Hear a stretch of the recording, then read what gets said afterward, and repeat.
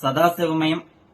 మీరు ఎప్పుడు కూడా బయటికి వెళ్ళేటప్పుడు ఈ 3 వస్తువుల్ని కూడా మీరు బయటికి పట్టుకుని వెళ్తే అఖండ రాజయోగం కలగడానికి అవకాశం ఉంటుంది. ఇంతకీ ఆ 3 వస్తువులు ఏమనగా, ఒకటి యాలకులు.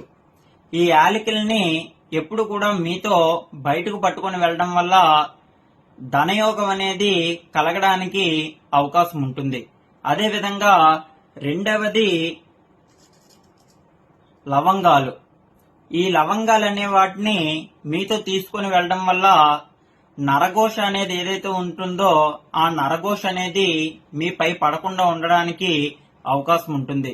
అదేవిధంగా మూడోది నల్ల మిరియాలు. ఈ నల్ల మిరియాలు అనేవి మీతో పట్టుకొని వెళ్ళడం వల్ల శత్రునాశనం అనేది జరుగుతుంది. సదాశివమయం.